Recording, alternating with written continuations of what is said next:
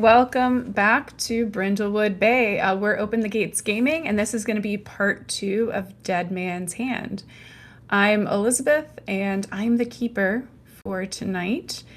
Yeah, I'm going to introduce the crew here. Chris, you want to say hi? Hello, my name is Chris. I am another member of the Open the Gates gaming team. I am playing Rosa de Los Angeles, a delightful older woman who takes no shit from anybody, but kind of got her butt handed to her last time. But we'll get into that. Awesome. Dakota, you want to say hi now? Yes, hello, I'm Dakota. I am a student at the Open the Gates team. I am playing Ruby Lee, who is an older black woman who might be slightly drunk in this current situation. That's it. It's important context to have. And then lastly, we have Gustavo. Hi, I'm Gustavo. I am also with the Open the Gates team, and I am playing Mercedes Walters, a TV psychic, astrologer, and all-around diva. I love it. I love it. And I did say lastly, but we cannot forget to thank Atlas, our producer. Thank you, Atlas. Thank you, Atlas. Thank you, Atlas. The real lastly. The actual Omega, the last word for everything is production. Awesome. So this is the second half of a mystery. So what we're going to start with is previously on Brindlewood Bay. Chris, would you like to start the recap? Should I do my cozy vignette, or is that after We're going to do the recap first and then the credits. Great. Right? All right. Like that's the... Yes. Yeah. So previously on Brindlewood Bay, our three mavens were gathering together for a charity poker night. And one of the mavens, that is Rosa, was new to the crew, or at least to the show. She's been a member of the book club for some time. So there was a little bit of introduction of her. And then our other players entered the charity poker tournament, which Rosa had helped organize, and basically, got the lay of the land, walked around, tried to figure out who they wanted to play poker with, and yeah, generally just talking to people. Let's see, yes, Walter, excuse me, that's who it's based on. I'm doing great. Mercedes walked up to the assistant DA and ruined their whole day, which was very fun, and just fully unleashed the Mercedes on them. And then went over to the table with the twins, the woman in mourning, and the weird evangelist, and also ripped her a new one. So Mercedes was on a roll. Ruby Lee got a very interesting voicemail message at the beginning of the session that had said something along the lines of, and I wrote this down, "You can't let those amphibians win." So unclear where that's going to go. Let's see. I talked to Mariah, one of the kind of community leaders for a while, and she is now on my shit list because she was being nasty to me. And let's see, what else?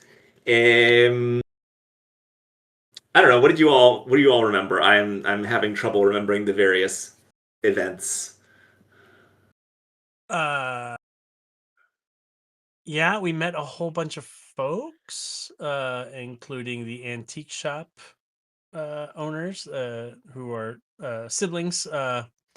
One of who is quite dour, and the other one who's quite fabulous. Yes, you two got along famously. Yes, we had similar fashion sense. And there was the widow at our table who recently, or not the widow, it was a grieving daughter who had recently lost her father, who is known as the captain, and has to liquidate his estate in the near future. The high rollers table, we saw into the future and saw the murder. Yeah, well, so I think we're getting ahead of ourselves a little bit. We did get some clues. and so let's see. One of them was we overheard the reporter at the head table talking to the mayor. And I can't recall if this was technically during the session, or if it was in a kind of flashback moment. But she was confronting the mayor over the allegations he's been taking bribes, and not even that she's confronting him with that allegation, but rather that she knows he's taking bribes and she wants to know from whom. So that's something fun to follow up on. We also learned that somebody is trying to drain the Brindlewood Fen, which is a parcel of wetland nearby, that perhaps a certain developer who's playing at the High Rollers table might have his eyes on. Let's see. And then finally, yes, Mercedes. Well, so the three mavens got together. I believe Mercedes decided she wanted to derail the event and encourage Ruby to continue drinking out of her flask, much to Rosa's chagrin. But then, yes, Mercedes revealed her Mercedes branded tarot cards and used them, and we developed a new Maven move, barely by the skin of our teeth, with some, not so great rolls, but here we are. And yeah, so we now have the move. Thank you, Elizabeth, for putting this in here. Mercedes is tarot, so use Mercedes. So you have to use Mercedes branded tarot cards. That's part of it. So we're all going to need to buy some from Mercedes. Use the Mercedes branded tarot cards to open your third eye and see what should be hidden. Roll with sensitivity. On a hit, a hidden truth in the present or a moment in the near future is revealed, and that's dependent on a die roll for evens or odds. On a 12 plus, the Maven gets to choose present or future. On a 7 to 9, Keeper's choice of truth is revealed, and you take a relevant supernatural condition. So that's fun. And on a miss, instead of seeing, you are seen. By whom and in what way is not clear. And yeah, other conditions, I believe Ruby Lee is tipsy. I am frustrated. And Mercedes is just being fabulous. I don't know that you took any conditions. I did not. Yeah. Anyway, I think that's mostly what I got, because at the end of this, we looked into the future and saw the murder, saw who is going to be shot. The high roller, what's his name? I remember things. I'm looking at it. Yes, Charles Ace Rogers. Yep. Will be shot by somebody, and we have a kind of angle that we can deduce that someone within that area of the charity poker tournament shot or will shoot our victim. However, he is not yet dead, and we can still, in theory, solve the mystery of the murder before the murder happens, giving no end of headaches to our ever patient keeper. Oh, so I'm doing great. I don't know what you're talking about. I will say one other thing that's important here is that Charles Ace Rogers is a ringer, right? He's a pro that was brought in, specifically recruited by the Society of the Kindly Ones, although thus far no one seems to have heard of this organization. So there's a bit of a mystery in that too. And the reason you know this is that Mercedes saw herself at the finalist table, along with Tony Martinez, who is the high school math teacher who won the previous year, and along with Mariah Prescott, who is from the kind of, community leaders table. Gives off old money vibes. But that hasn't happened yet. We have technically 2 rounds to go before the finalists. I think y'all have Post-its kind of marking where you are. Rosa and Ruby were both basically, you lost badly the first round, so you're kind of out. Mercedes, you chose to go to the front runner, high roller kind of table. Is that correct for the second round? Cool. I'm going to say that was excellent, and I may or may not find ways to reward you for giving such a nice thing. So yeah, that was our previously on recap. So now let's do our cozy little vignettes, which are a little bit changed by some crowns that have been put on Ruby Lee and Mercedes' heads. So here's what we'll do. These cozy scenes are, a little slice of life. In this case, here in the poker tournament, that'll give us a sense of who your maven is, what they're up to.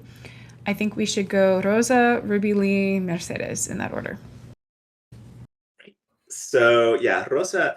So I think the scene opens on Rosa sitting down at the high rollers table with cards, and it is very clear from her cards that she is going to lose. Like it's a 2, a 3, and a 7, and they're all different suits. And so there's this moment in the shot where she kind of like very clearly folds very primly, and then we cut to another shot of Rosa standing over by the area where there's a little a little bar and a server, sipping a mocktail, with a expression on her face that suggests that she really wishes it was a cocktail, not a mocktail. But that is Rosa's little vignette. Beautiful. Of course, I think now we'll cut to Ruby Lee, who's the reason why it's a mocktail, not a cocktail, but that has not stopped Ruby Lee. Sure hasn't, because in Ruby Lee's vignette, she's sitting at the table with her friends, the friends of Maven's table.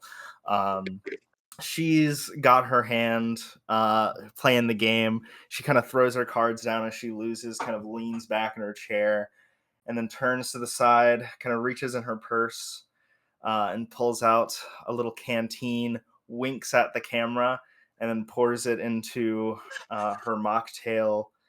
But in the reflection of the canteen, there's a humanoid figure standing off in the distance, a dark silhouette. Beautiful. Mercedes? Mercedes is in the middle of a hand at probably the previous table. She has a what looks like it's going to be a winner, but ends up just being a king high hand, king of hearts. She throws it down. The camera lingers on the king, zooming in slowly, and then the Suicide King pulls the sword out of his own head, and the card fills up with blood, and then it cuts away. And the card fills up with Amazing. blood. Incredible. So the mayor stands up with a mocktail glass and a fork and very awkwardly tries to do like a little ding, ding, ding, ding, ding. Goes, second round begins, everyone. Good luck. We'll sit back down. Ruby Lee and Rosa, what are you doing right now during the second round? What'd you say? I said after you, Ruby Lee. Yeah, I believe at the end of last time, Ruby Lee was advised to go cozy up to the community leaders, which I don't know how good of an idea that is now that she is tipsy, but that's okay. She's gonna do it anyway. So she's gonna wander over to the community leaders table and kind of just sit there and watch with her suspiciously brown mocktail. Oh my god. And just kind of watch the game and goes, "Who's winning?" Oh boy. I think, why don't you give me the meddling move? Oh goodness. What ability is relevant is the thing that I'm wondering here. Because part of me is thinking it's composure. What do you think is most important right now? That she's trying to hold her liquor, that she's being personable and charming, that she's using her brain to spot things? Like, I'm going to put it to you. Like, what is Ruby Lee, what facility is she calling on in this moment? She's trying her absolute hardest to to appear sober. Oh, I feel like that's composure then. Okay. Composure. I have a 1 in composure. So let's see. I gotta roll some dice. Ooh, that's a 12. Nice. Oh, so a 12 on the meddling move means that you are gonna find a clue and something a little extra.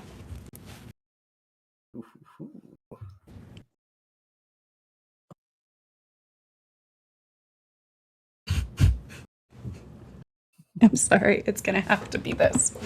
Okay. As you're sitting there looking at the table, you notice that there is a deck of cards that had already been opened. It's not the ones that they're playing with this time. It looks like they're taking it quite seriously and like opening a fresh pack for every single round. And, you know, kind of, it's a little odd. Like, why is it just out here sitting there? So you kind of palm it, you know, trying to look at something and look serious while you're trying to get your eyes to focus a little bit. And you notice that this is a deck of cards that seems to be a little bit tampered with. There are no jacks in the deck. Ooh. Interesting. However, as you're pondering this, you kind of lean back in your chair and you look down, and underneath the table, you see the 4 jacks. One of them just has one eye that winks at you, and it's going to whisper something lewd at you, and I would like you to tell me what the jack says. Oh, great. It's okay. Something lewd. Okay. She leans back, it winks at her, and says, been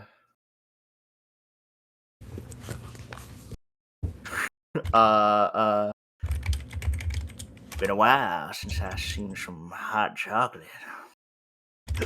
Jesus Christ.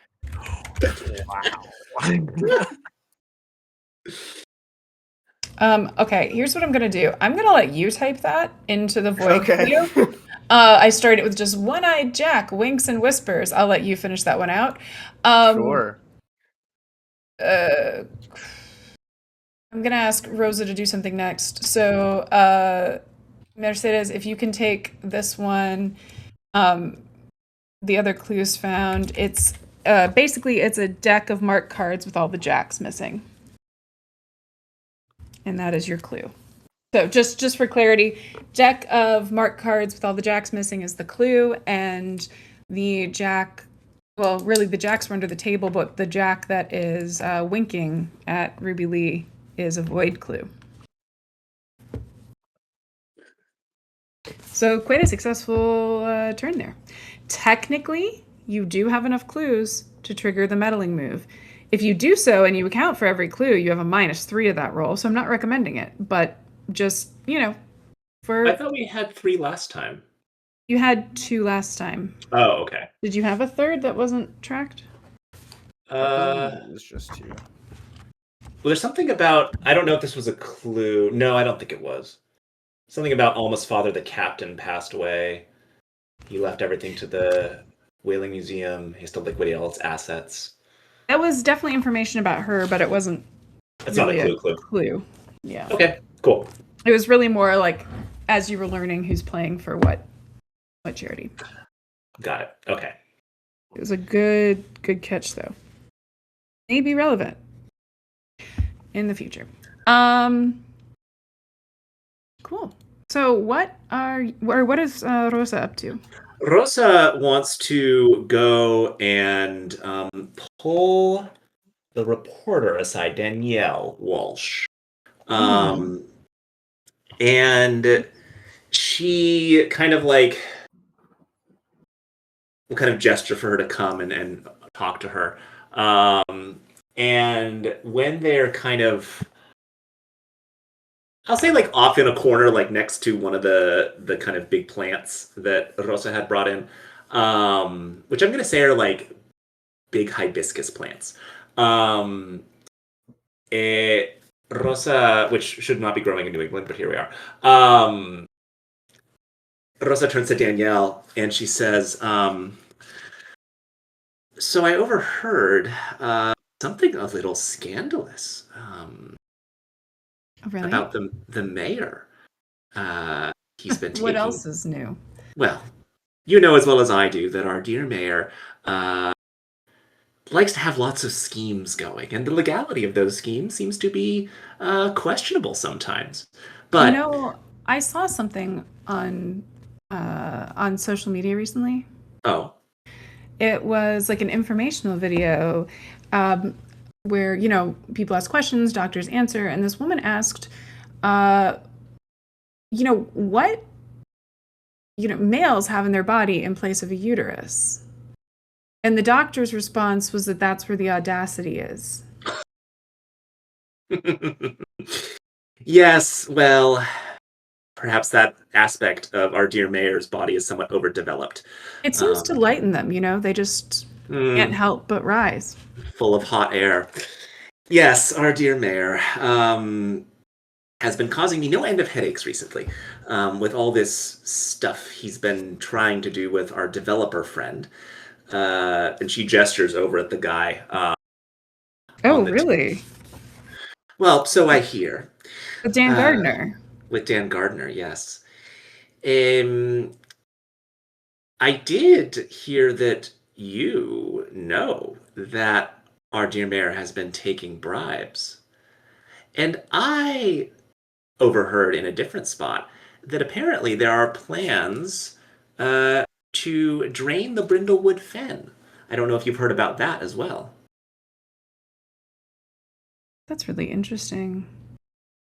I'm just wondering if you had any leads on who's been trying to bribe the mayor, because maybe I can see if I can help you expose what would be an actual crime.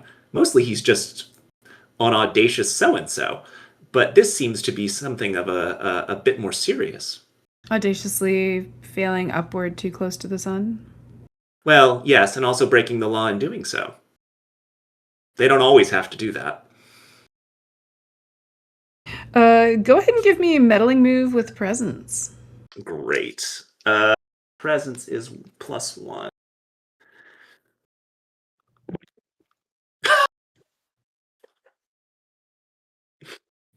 Is there any way I can put on a crown to up the success level? Yes.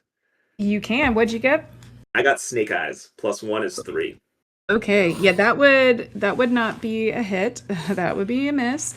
If you would like to, you can move it up to like a hit with a complication. Yeah. If you want. You would need to pick whether to put on a Crown of the Queen or Crown of the Void. Okay.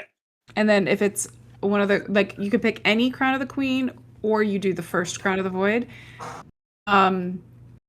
If it's a Crown of the Queen, you will need to narrate something at some point in the session. It can be at the very end if we need to. I'm going to put on a Crown of the Void because the Shadow in the Garden thing seems quite fun. Y'all are amazing.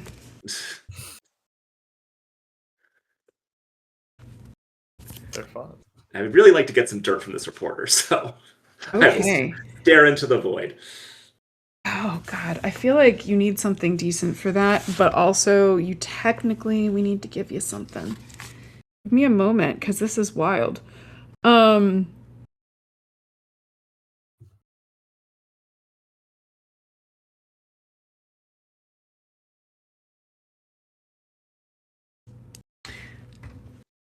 Okay.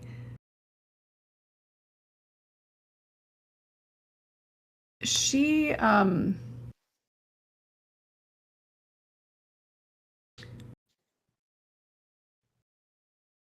sorry, there's a couple of interesting ways that we can take this. She looks at you and takes you in for a moment.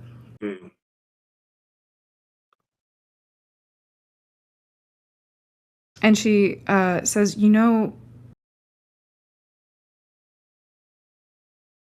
and I have no reason to know this,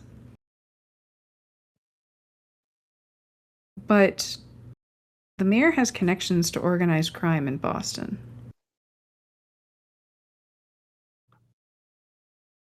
How very interesting.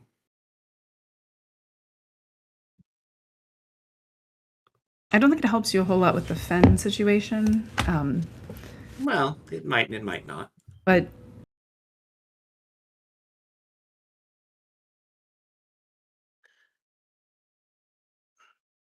it's a lead that I couldn't quite bring myself to follow up.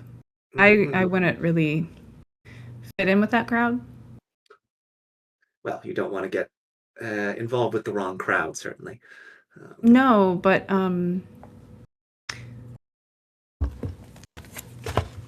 well, I don't really know how to break this to you.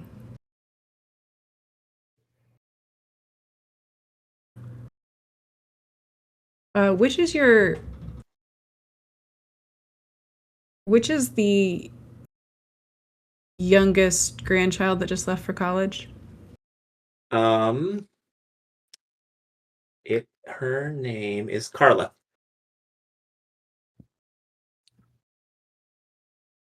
Yeah, I got the tip from Carla. Did you? I think she may be running with a bit of a rough crowd. Voy a dar una puñetazo, no, ella no va a saber qué va a pasar. That's great. I will. Yes, I will talk to Carla. So I'm going to need you to take a condition that describes how you are feeling at this moment. Of why would your youngest sweet child. I think the condition is raging. Yeah. Because seething, yes. How could my sweet baby angel Carla go and get involved with this kind of a crowd? I and her mother taught her better than that. She is going to get one upside the head next time I see her. Yeah.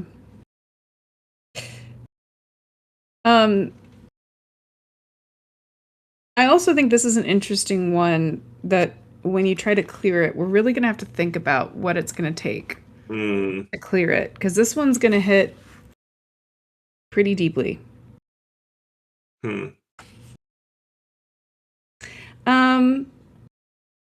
Awesome. But you did get that clue that the mayor has ties to organized crime in Boston. At what price? Mercedes, it is time to see what the cards have in store for you. There is a special move for this. This is the charity poker tournament. You can roll with composure or with reason. I feel like your vibe is more composure, but it's up to you. You're muted.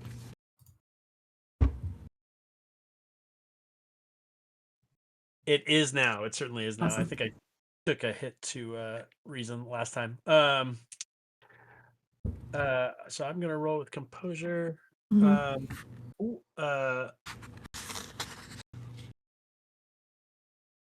got a 4 and a 6. Plus 1, 11. 11? Okay.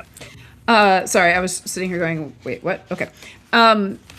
This is a hit.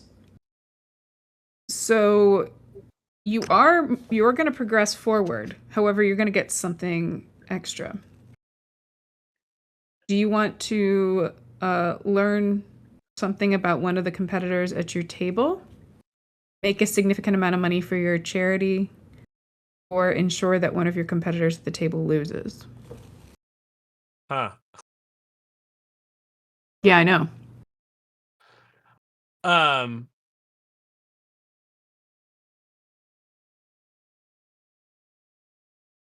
I think knowing what Mercedes knows. Oh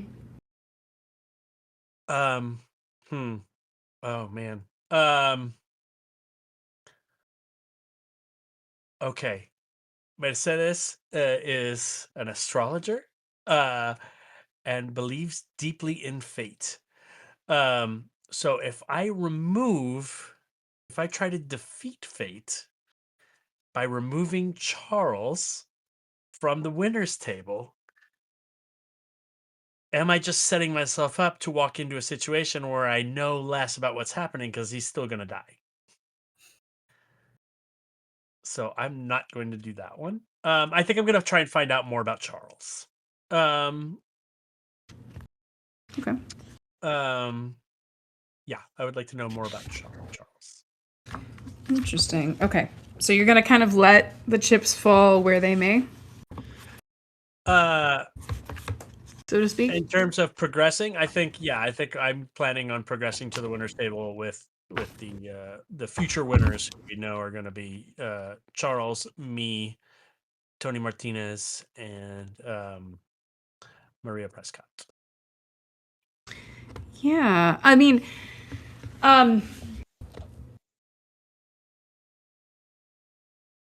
Charles is from Vegas and is a professional poker player. In the course of this, you learn that he's doing just fine. And the strangest bit is that he's gonna let it slip that y'all are competing for pennies. Like, the amount that this whole thing is gonna bring in for the Society of the Kindly Ones, or whoever wins, right? You know, the charity that he's working for. He finds it really weird that the amount of money this is going to bring in is less than the amount of money he was paid to be here.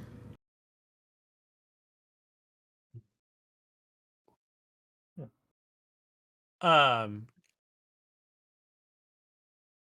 think we could go ahead and call that a clue. Mm-hmm. Yeah, I think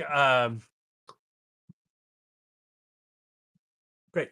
I'm gonna flirt with Charles a little bit and say, "Oh, they must be paying you so much because you're so handsome." Being handsome doesn't win me a lot of pots, sweetie. Guapo, and very confident too. So yeah, great. Okay, so during that round, it would have been Amelia who was washed out. God, Ruby Lee just like moving the hands. Because of the way things are falling, somebody from that table is gonna need to move, just because like the other tables are kind of drying up in terms of like there's gonna be some shuffling. The mayor stands up and goes, "Wasn't that a lovely round? Lady Luck having her way with all y'all." And it's like, dude, you're not Southern. You know, it's a very clear, like, we're going to be country, good. You know, when politicians do that, where like they reach real deep to roots they don't have. Rossa stage whispers, "What a strange thing to say." Plenty strange. You're going to need to give us 1 second. We'll even up the odds for you. Just kind of crickets. He's like, "We have to rearrange the tables. We got to sort y'all." Yeah. And then he shuts up. But we are going to have a little bit of shuffling, folks. Goodness gracious. The Coven Cook was never interested in the first place, so she's probably out. To be here. So, Mercedes, where would you want to go? Because I think you're a bit of a presence. Are there any people you're going to try to wiggle your way through to be seated with? Who's left? The ones that are still in the squares are left, but we're going to shake people up a little bit. Because, like, we got one table, it's only got one person at it at this point. That kind of, you know. So there's going to be some rearranging. Is there anybody you'd be trying to play against that you'd maneuver yourself? Or would you just kind of let it see what happens? I'm going to go, I'm going to follow Dan Gardner to wherever Dan Gardner ends up. Okay. Interesting. Okay. So I think I'm going to do some shuffling. We're going to check back in with Ruby Lee in a second. I think every table needs to get shaken up a little bit. We're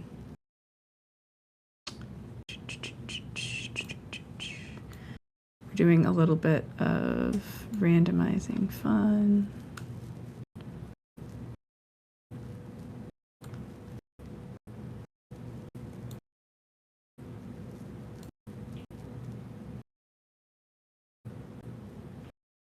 Oops, no, it's these guys, sorry. I think when the mayor says, like, get my notes out to rearrange the chairs and tables and everything, Rosa, like, springs into action and starts ordering kind of, volunteers around. Yep.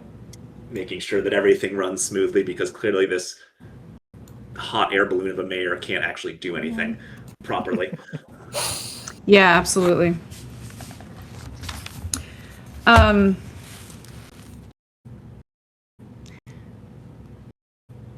Ruby Lee, what are you up to? So, Newt Girl got kicked out. Newt Girl got kicked out. What's she doing right now? Newt Girl is going to where there's like a little bit of a buffet with snacks, kind of up here in this corner near where the kitchen is. And she is munching on some corn chips facing the wall. Like a few inches from the wall. All right. In that case, Ruby Lee is gonna saddle on up next to her. Mm-hmm. And she's gonna say, "Hey, baby, saw you. You was playing a hard game over there." It wasn't enough. Now all the newts are gonna die, and we really need the newts. And the newts really need the fen, and they needed me, and I failed all of them, and we're all gonna die. Yeah, I've been there, baby. I really don't think you've been there. I don't really know that you're a newt enthusiast. No offense. I mean, I just tend to know, and I don't know. Like, we didn't really click that way, and I don't really understand you, and I'm gonna go now. And she's gonna go in the kitchen. Okay. There's no sign that she's welcome in the kitchen, but she's gonna go in the kitchen. Well. Interesting. I'll when she opens the kitchen door, what do I see? This is a little misleading because you would see the caterer is in there right now. And as soon as the door closes, you're hearing some muffled kind of like kind of that. Yeah. All right. But she's not coming back out. Okay. Just like, I don't know who you are. Why are you in this kitchen? Like, yeah. Okay. She'll follow into the kitchen. Amazing. Okay. Let's chat about the kitchen. Chipped Formica countertops, cabinet doors with half the knobs missing, and an oven that has seen better days. That said, Mike, who's the caterer and also the recently reformed criminal, has set up a prep area for the evening's refreshments. That said, you Ruby Lee, specifically work with, and here you're representing a charity that helps youth try to get them on the right track. What do you clock about Mike or his setup that is a hint of his former life? Ooh, that's a good question.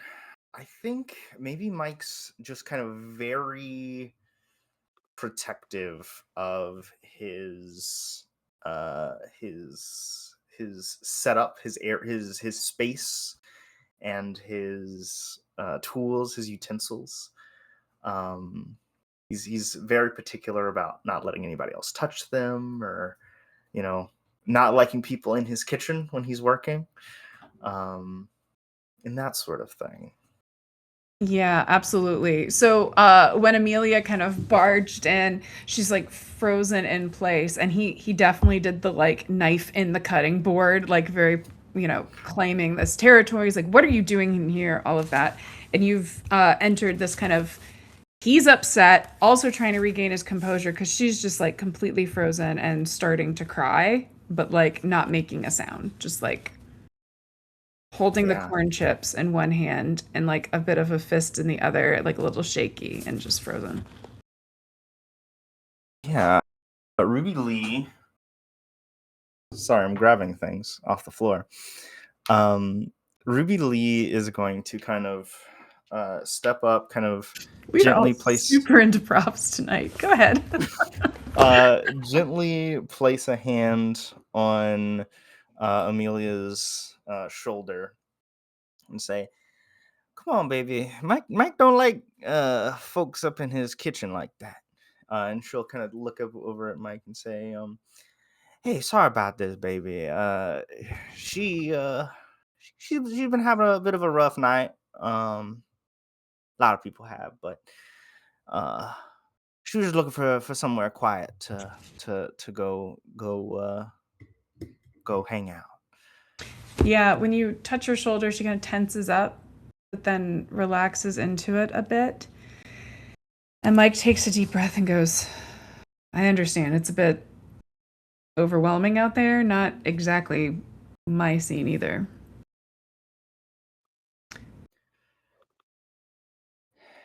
Yeah. Um. We is it all right if we just take a breather in here? I know it's a lot to ask you. You might go. Whoop. Take a Dakota can breather, speak. take a breather, take a breather, take a breather. She's a little fixated on that phrase, but is like starting to breathe a little bit as she says it. Temperature's kind of dropping a little bit in the room. And she'll kind of turn, I guess, to Amelia and be like, or I guess she'll turn to Mike first Mhm. and say, "Do you mind if we hide out in here for just a few minutes?" Um, he, I think you've gotten close enough, like coming into this kitchen, and things have calmed down enough. He gets a little bit of a smirk, reaches into one of the cabinets, and pulls out a bottle of Hennessy to share. Yeah, she goes, "Ayo, that's Mike. I knew I liked you." Rosa senses a disturbance in the force. So I know you're going to engage in drinking here. I will ask you: Are you moving towards trying to talk to them to get a clue? Are you looking around? What's your I vibe? think she is going to try to talk to them Okay. to get a clue. Um, I think she's, I guess, mostly had heard about the draining of the fin, and I think she wanted to kind of probe a little bit about like who, when, what, how, kind Mhm. of get a little more information on that if there is any to be gained. Cool. Okay. Why don't you give me the meddling move with presence? Okie dokie. Let's see.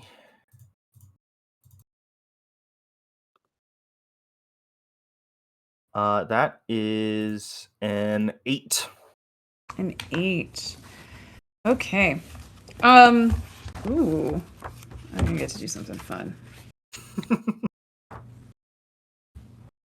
Top 10 things you want to hear from your So you do GM. get a clue, but there's a complication because with the meddling move, a 7 to 9, that's kind of what that is.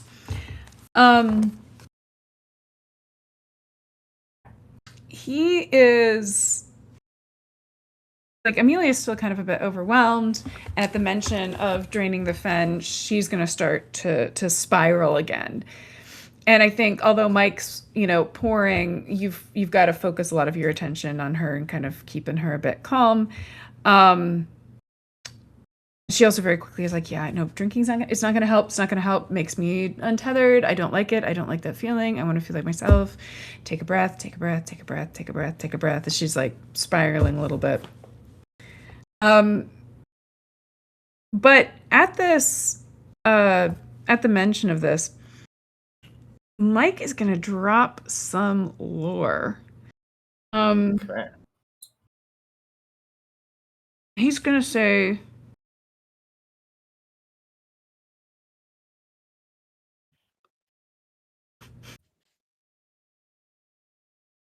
I'm sorry, I love the way this clue is worded. So I'm going to read it verbatim. And I think this is going to be a good moment for you to help me color what it means. Wonderful. A compromising photo between a suspect and, pick one, Ace Rogers, a newt, a member of the town council, something else. I'm going to pick the newt. Okay. You're going to pick which one of our suspects, the ones that had been within that blue, which does actually, include Amelia and and Mike. Okay. Which one of them does Mike have a compromising photo of with a newt? It's a great question. Who would it be the funniest? Because Mike is gonna down a shot. He's doing it that way. Just real quick, slams it, reaches into his coat, like the chef overcoat, to find inside, pulls out a Polaroid, and is gonna put it down in front of you. Okay. One of the suspects is holding a newt in a compromising way. In a compromising way. Of course. How are we going to explore that, I wonder? It just felt right for it to be Ruby Lee. Yeah. I want to say it's the mayor. We're just zeroing in on the mayor. How is the mayor holding the newt? Is he kissing it? He's kissing. Here's what I think it is. He is holding this newt in a very performative, look at me, I'm kissing babies type of way, and literally kissing the newt. But what he doesn't know is, of course, that the human oils touching it with your bare hands can dry out the newt's skin, and that's how they breathe and stuff. Yeah, Amelia totally loses it. Seeing this picture, right? Because Mike's like, I don't really know a whole lot about this, but not know. I did find this, and just shot, puts it down. Amelia's gone, panicking, and grabs the photo and is like, you can't do that. Oh my gosh, you can't and starts perseverating on this. However, as you're calming her down, trying to get the Polaroid away from her without her completely squishing and tearing it, you hear a very loud crash as Mike falls forward flat on his face and has hit the ground. You all right there, baby? She'll kind of... She's gonna kneel. Real heavy and she's gonna try to feel his face. You all right there, baby? He's not breathing. Oh shit.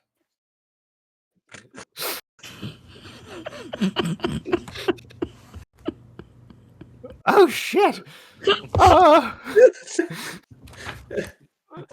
shit. Ruby Lee is going to she's gonna look up at Amelia And she's gonna go, "You got CPR?" You can't. That's not going to help the new. Like the new. It doesn't. It doesn't really work that way. Still. All right, go. Can you, oh shit!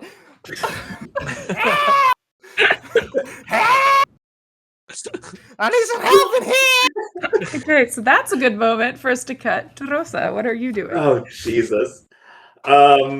Well, about midway through whatever it is I'm about to describe, she does sense the disturbance in the force of Mike pulling out the Hennessy.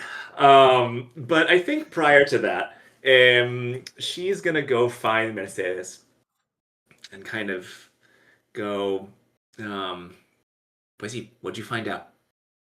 What do we know?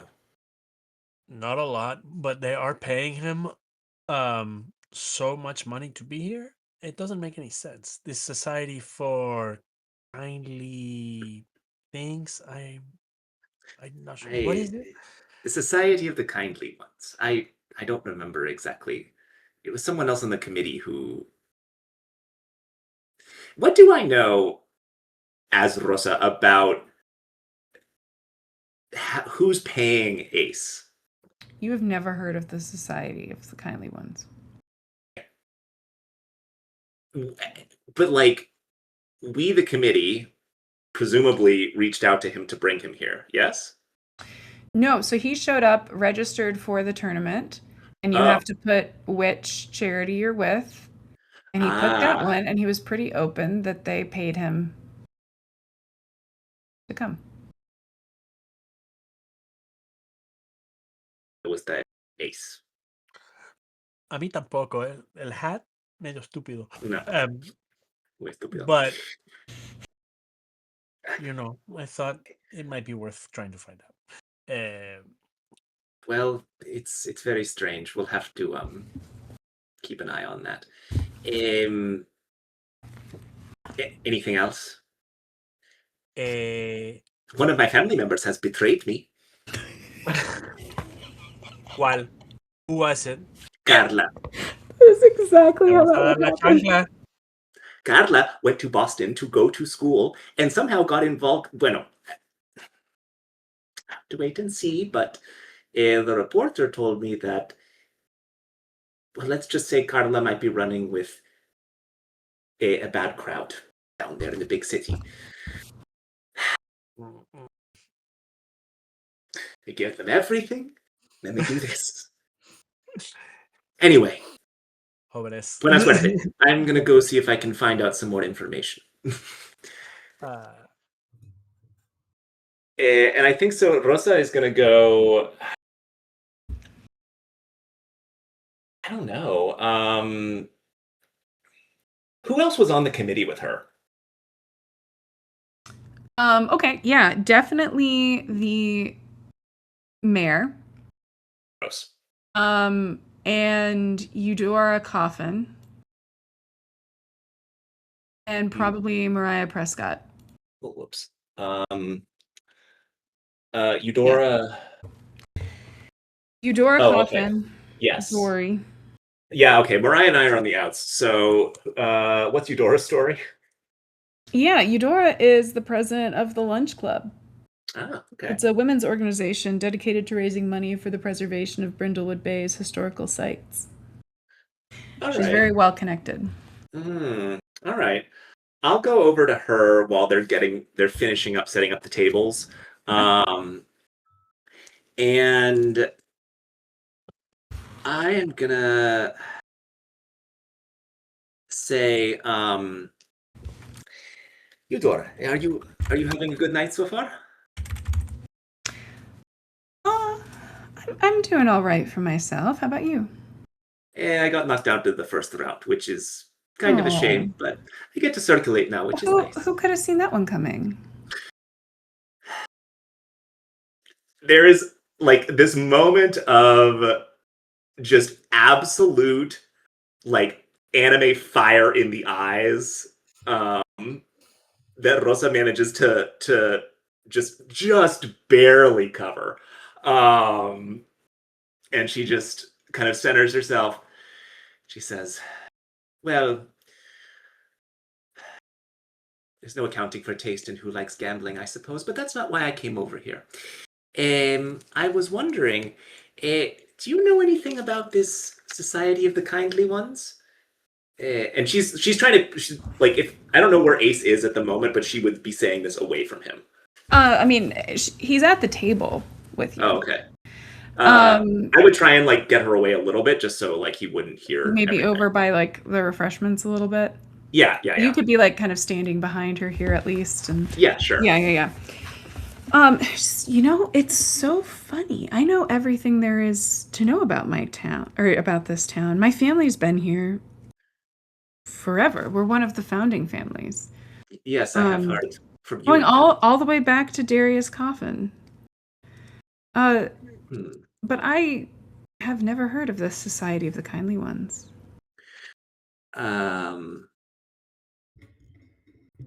Sorry, I'm just taking notes. What was the dude's name? Something Coffin? Darius. Well, I've only just arrived here a few years ago, and I too have never heard of the Society of the Kindly Ones, but I'm wondering, why would they ask this man to come here? Why play for them? I mean... Surely, have you talked to this man? Do you know? I mean, he couldn't take his eyes off me. If that's what you mean. That's not a crime, now is it? Well, as I said, there's no accounting for taste. But, and I think she is, as I was kindly reminded by the producer, at this point, she will kind of take her fan out and start to fan herself a little bit. Oh, are you doing that to get advantage? So what we could do is make this a meddling move with presence if you're trying to get information out of her. Yeah, I'm trying to see if maybe she's hiding something. Like, she's got to know something. She knows everybody in this town. Like, you do have the option of using things in your cozy little place. If you mark them, you can give yourself advantage on a roll. You don't have to. I'm just checking if that's how you're using it. Yeah. Well, no, I pulled it out so that I could eventually snap it closed. Oh, okay. You know, that's legit. But you don't have to. I was just trying to check in if that's what you're doing. No, noted. I get, yeah. No, I'm just gonna like. It's just say, yeah. There is. Well, I do wonder if perhaps you could get a little bit more of Ace's attention if you were to take an interest in his patrons. See if you could find out anything. Learn a little more. Go ahead and give me the meddling move with presence. All right. Okay, that is a 7, so at least it's a hit. It is a hit. There's going to be a complication. One is actually,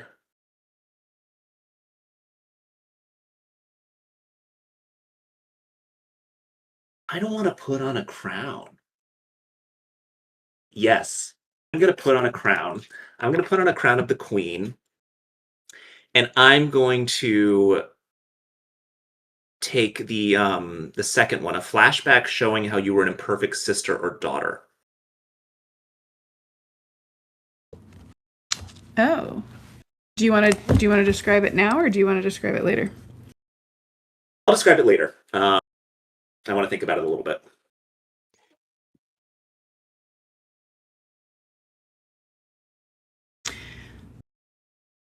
She's oh, this is really strange.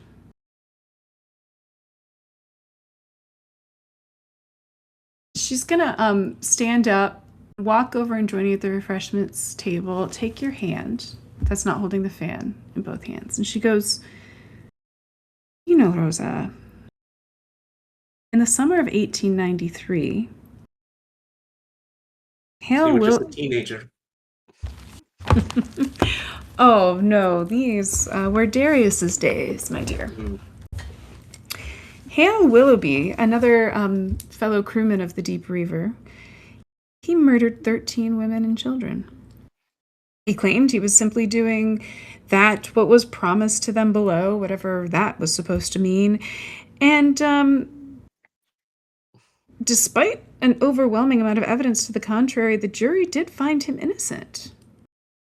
He was released from jail. He was allowed to rebuild his life. He set up a shack on the old Stockton farmland, and he lived out the rest of his days in relative peace. He kept to himself. He rarely went to town.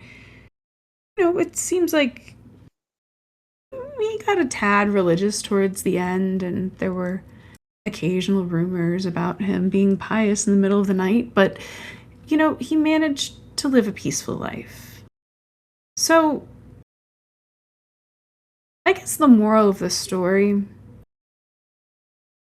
is that things aren't always exactly what they seem. I mean, if the peers, jury of his peers found him innocent, and he never did anything bad again, I guess he was blameless, right? That is not how justice works. Is this all you pulled me over here to tell me?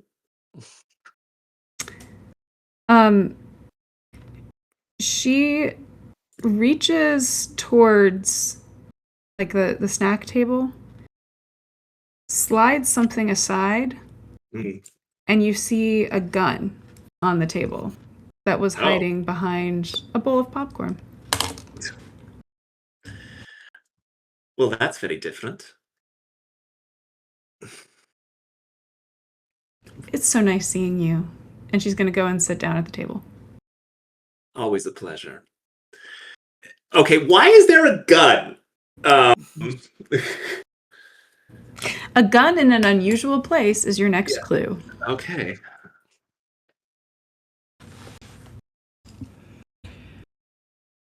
Okay. This is probably about the time that you hear Ruby Lee. If you want to... What do we hear? Mike's down, help! And you're standing right outside the kitchen.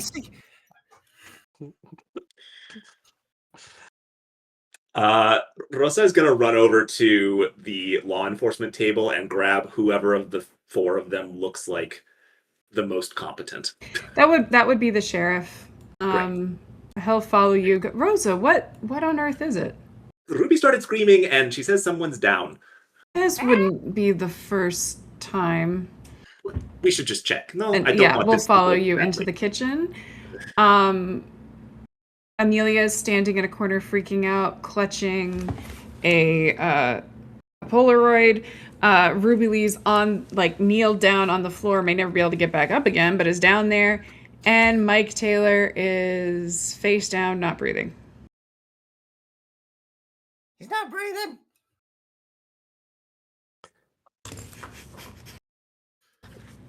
Mercedes is also she knows these screams anywhere. Cool, you can be there too. Miércoles. Well, give him CPR. You're a sheriff, no? You must know that. Wasn't there a doctor out there? Yeah, I Bring him in here. I think that might work better. Doc! And the doctor will come in. Why are they so calm? He walks in, kind of adjusting his glasses, takes a deep breath, gets down on the ground, is looking at his watch, trying to take a pulse on Mike.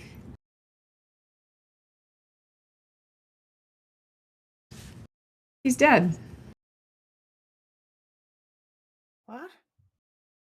He's not breathing. He doesn't have a pulse. We understand what dead means. Well, I mean, you asked. Well, can't you... There's like those machines with the... You gotta have them on the things, the AEDs. My dear lady one of those? is gonna pat your shoulder a little condescendingly. Real life is not like television. What happened here? I warn you, I'll know for sure when I do the autopsy. Help me up. Rosa will help Ruby. Yeah, the sheriff. Well, I think the sheriff and the medical examiner will step in and get Rosa so that we don't have two on the ground. Oh! Oh.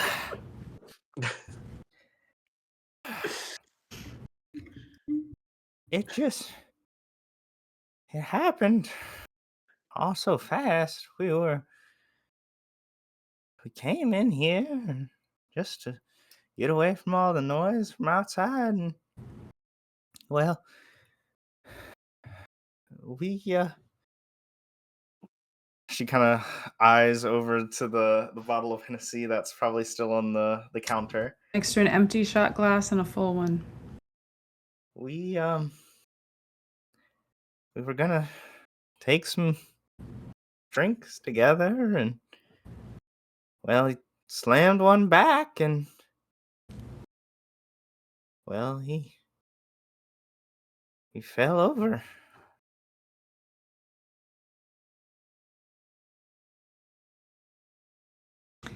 He fell over. So you poisoned him? She kind of cocks her head for a moment. I poisoned him. Kind of looks him dead in the eye. You pardon me if this is a bit abrupt. And looking like and now is actually looking at Rosa too, and is like, Ruby Lee, you have been known to drink at these gatherings. This is your drink of choice at these gatherings. It looks like he had a drink and died. What else am I supposed to... Let me stop you right there. Ruby Lee, though she may enjoy her Hennessy a little too much, would never kill someone, not least of this wonderful young man who was the caterer. And also, there's a witness right there. And she gestures at new girl. Take a breath, take a breath, take a breath, take a breath, take a breath. Look, it wasn't my liquor that he was drinking in the first place, all right? He pulled it out He did. the... He got it out of the cabinet. He got it out of the cabinet. He offered me a drink. I don't want to drink. Yep. It was his. Or is it in the cabinet? It was in the cabinet. You're just assuming that I did it. Yep. Because I'm a black-skinned woman.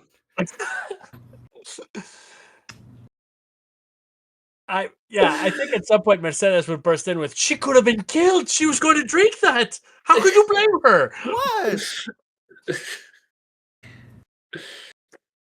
Are you lazy or stupid? Rosa clacks the fan. Well, we'll make arrangements. We'll do a full autopsy. We'll clear this out. The sheriff calls the deputy in, and they start treating the whole kitchen like a crime scene, bagging things, trying to preserve them. They cover up the body. There is a door in the back of the kitchen that they go through. However, in this process, at one point, like the sheriff's going through each of the cabinets, just checking everything, seeing if there's any additional evidence, and pulls out a briefcase filled with cash. So that will be your 8th clue. I got it. I don't suppose this belongs to one of you ladies? Ugh, that thing? I Absolutely wish. not. Too bad it's not finders keepers, am I right? And the It's kitchen, not my color. the community center.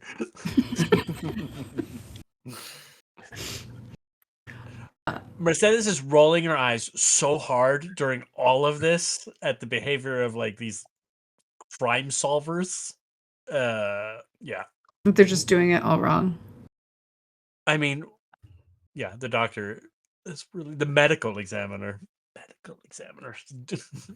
Does she actually like intervene, or is she just a little saucy? Or I think I'm talking to anybody who's holding still long enough to listen to me. Just kind of like, this guy, like, Rosa is just there for the chisme. She's just there to let Mercedes go on and just nodding and kind of encouraging and Yeah, like people are coming in to like clean up the crime scene, and Mercedes is standing there and be like, "Can you believe it?"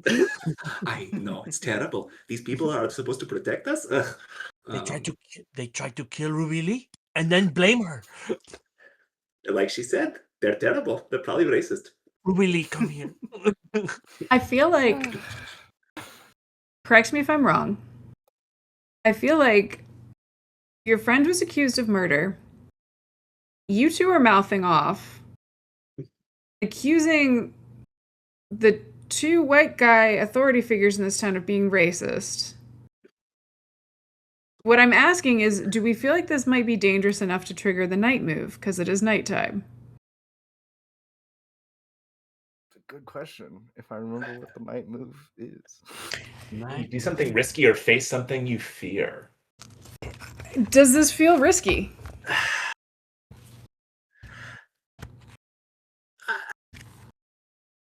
I guess that depends on the sheriff. And the deputy. Like, if they're gonna take seriously two old ladies mouthing off, seriously enough to be like for us to be risking our safety, that seems like a lot. Okay, so you're keeping it. You're not pushing it. You're not intentionally like pushing them too far or anything like that. I mean, I'm being super catty, but I don't think that like I don't expect them to draw a gun to draw down on Mercedes. No one does. I mean, that's honestly part of what I'm getting at here is like, how risky is this scenario in Brindlewood? I mean, okay, so if they start to look at us, I'll say, let's go. In here and like, yeah, so they're gonna end up pushing you out of here anyway because it's a crime scene. Amelia's just gonna be like standing at a corner, incredibly like clutching the photograph, very worried about the newt, and very scarred by everything that happened. These folks are going to be back here dealing with Mike and all of that, and they will push you back out. Strangely enough, the mayor's like, well, one more round? Oh, heavens to Betsy. Did any of them come and tell him what's happening that we saw? I mean, he's right there, but I don't know that anybody who isn't right by the kitchen would know. Okay. So I think it's an interesting piece, right? Why don't you go ahead and make me the meddling move with, do you feel like it's reason, like trying to piece together what his vibe is? Yeah, I could see that. Okay. All right. Meddling with a reason +1.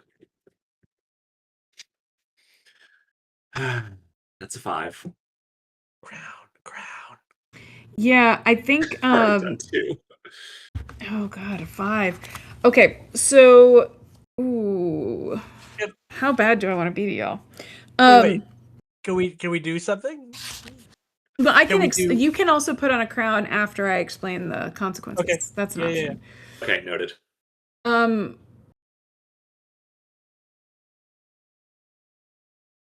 I do think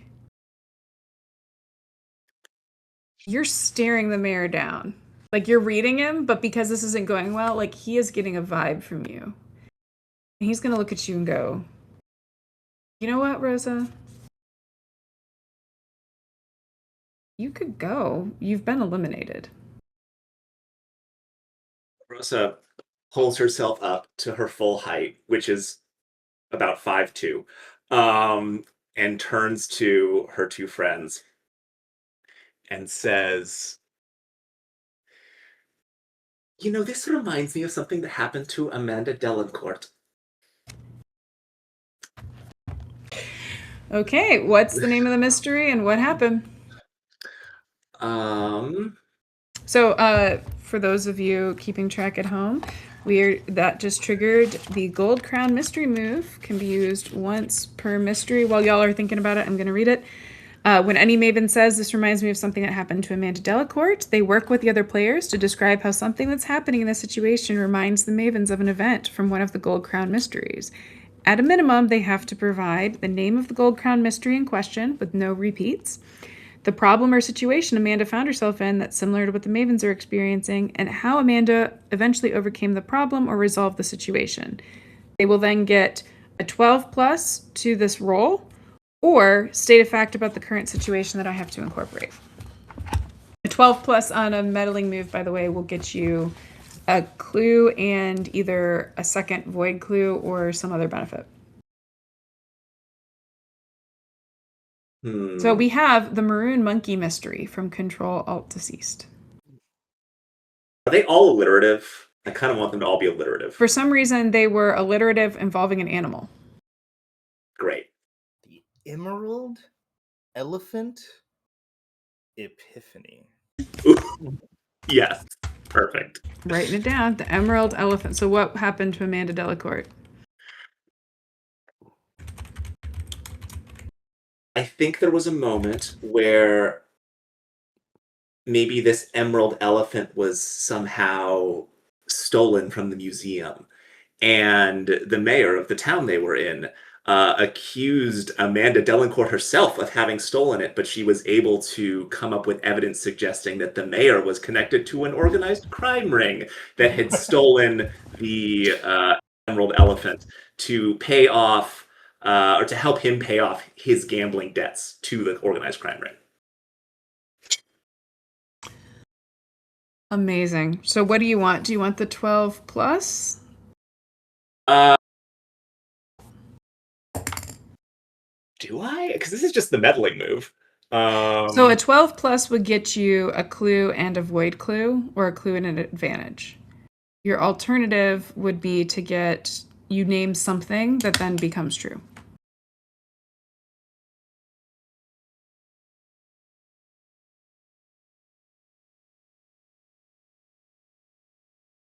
What do y'all think?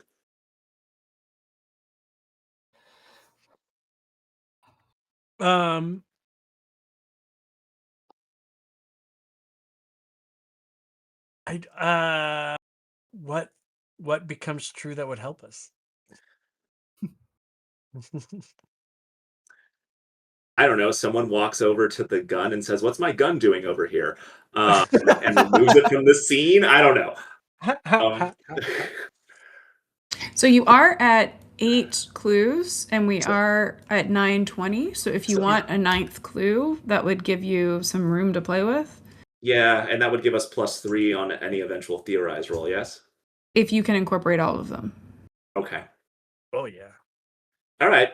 Yeah, let's take a clue, and I don't have to face a bad situation. Okay.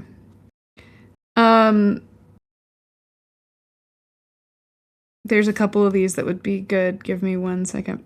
Mhm.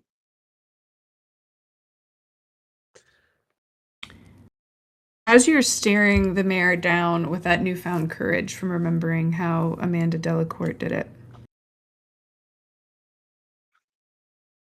you see something shiny on the floor.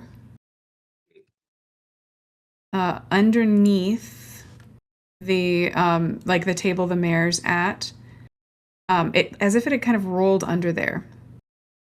And you reach down to pick it up. And some of the objects hidden underneath the tablecloth. So it's not till you actually like get it closer that you see that it is a bullet with the mayor's name on it. As you stand up and ponder this, you kind of almost instinctively start turning towards Eudora, who's there. And over her shoulder, you can see, it looks like she and Ace started like playing a game just to pass the time.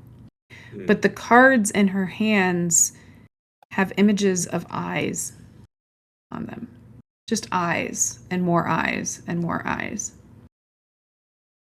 So your clue is a bullet with the mayor's name on it, and your void clue is a hand of cards, but instead of standard playing cards, there are eyes all over them. Super chill. Mm-hmm.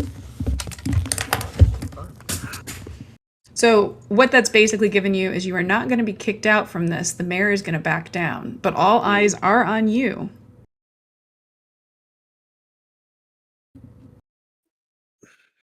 At this point, y'all have caused enough of a scene that everyone is looking your way.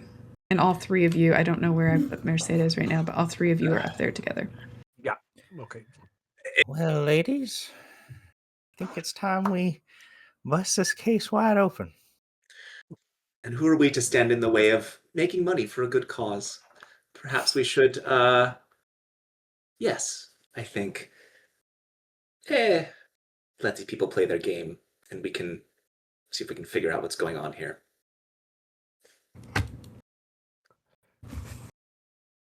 So, are you going to do the meddling move, or are you going to let them play a hand to get to the finalist table?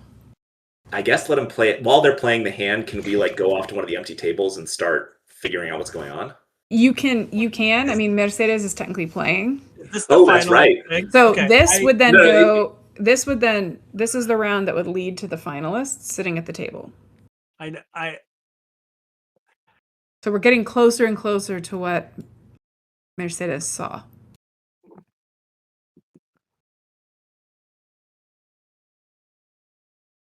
I'm going to say, Rosa, I think we should get through this and we should get to the final as quickly as possible.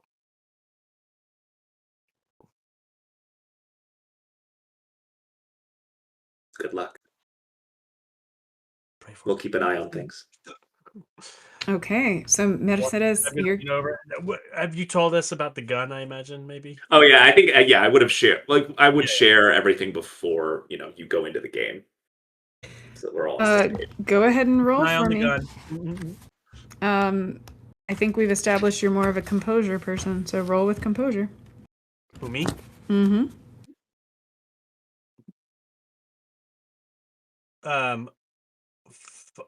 10. Okay. That's a hit. So you would either... I mean, this is what's interesting, is because it's the final round, you won that hand, you're going to go to the table. So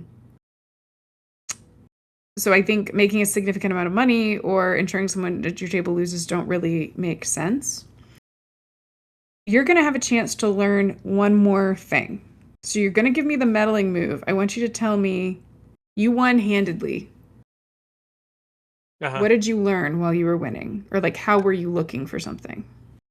How was I looking for something? Were you talking? Were you looking around the room? Were you? I'm playing with Dan Gardner. You're playing with Dan Gardner and with your journalist friend Letitia Dawes, retired theoretically. Dan Gardner. I want to know who. So you'd be like talking to him more? I think I would be trying to figure out information. I think I may be I'm talking to both of these people and I'm being like, why does the mayor really need to see this thing through so badly? Oh, you mean like after somebody died? Like, why are we still playing? Kind of. Yeah. Like. Cool. Okay, go ahead and roll with presence. Again? Yeah, and I mean, you can use your feature, right? If you want, because you're dressed gloriously. Yes, great. So you have advantage? I think that's what it is, because your Maven move lets you, use your glorious outfit to give yourself advantage. I have a 6 on this. I will take a crown to succeed middlingly, because that's not a hit at all, right? No, it's not. And I'll take a regular crown, I guess. A crown of the queen? We can, at the end, you can narrate your scene with Chris if you want. Yeah.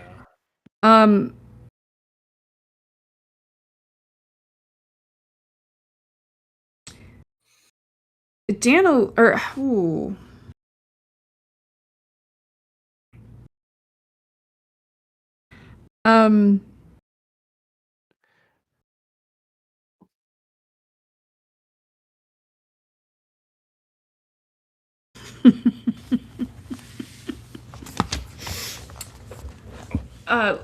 As you're doing this, Dan will kind of lean forward and he'll go, well, I mean,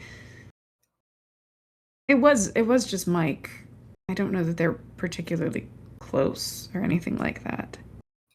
And Letitia kind of giggles and says, Oh, I don't think this is even the gambling you should be worried about. You do know that uh, the Brindlewood Bay's annual budget is underwritten by a sports betting website, right? Wild. Yeah, apparently there's this quite dodgy gambling website that ends up underwriting the budget through regular donations. That's the gambling I'd be more concerned about. Okay. And then you have a couple of crowns marked, don't you? I do have the Even moving up, there is going to be like a bit of a complication succeeding on this one. yeah.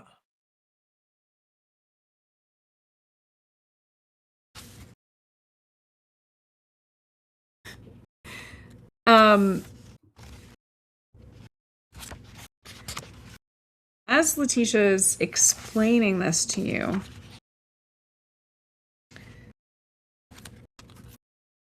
and you're kind of pondering, what exactly that would mean. Like how would you even begin to underwrite a town budget with a gambling website? Like, who would be benefiting from that? Who's donating? Is this more like you're just kind of thinking about it?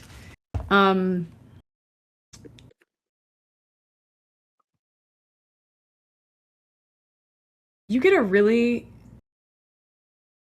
strange feeling, like a space.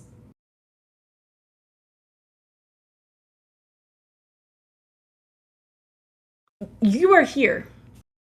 You are here in this room. You feel like something's gone. And you can't put your finger on it.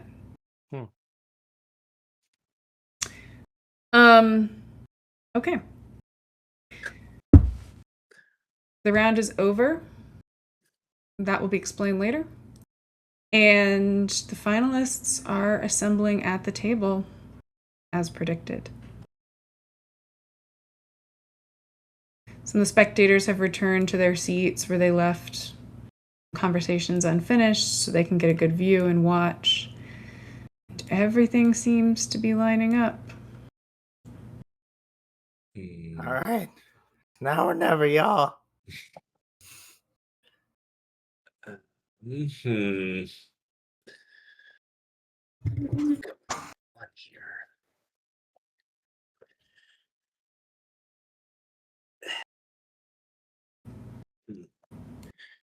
Let's see. Oh, might we take a short break? Let's take a break for a couple minutes to leave our audience in suspense and let you have a moment to plot what you'll do next. We'll be right back.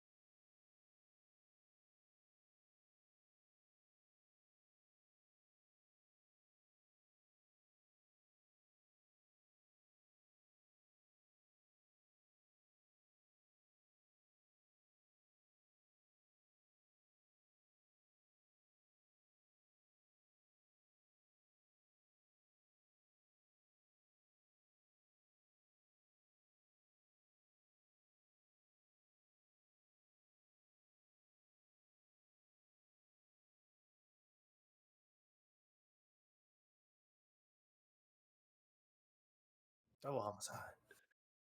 Hey everybody, welcome back. Thanks for letting us have a quick break. Yeah, so everything is starting to happen as you saw, Mercedes. The finalists have gathered. People have returned to their original seats. It is a little strange. Maybe you just didn't notice that the law enforcement table was mostly vacant before, and maybe you just overlooked that Mike was gone. But apart from that, everything is coming together. The reporter steps up and is going to deal for the last round. She unseals a new set of cards, pulls them out, begins to shuffle. The lights go out. And Mercedes, remembering the vision, expecting this to happen at any moment, is going to attempt to tackle Ace to the ground and get him out of the way of the. Right in the moment. Yep. There's no way this doesn't trigger the night move. Yeah, I know. Okay. At least we get one. Okay, so for the night move, I need you to tell me what you're afraid will happen if you fail. Yeah, I'm afraid that I'm gonna get shot. And then I'm gonna tell you or break my how hip in this whole scenario, right? Yeah. I'm gonna tell, and then I have to tell you how it's worse than that. Oh jeez. Okay. You're gonna get shot, and one of your friends isn't gonna be able to deal with the survivor's guilt. Oh Jesus. Okay. Jesus Christ.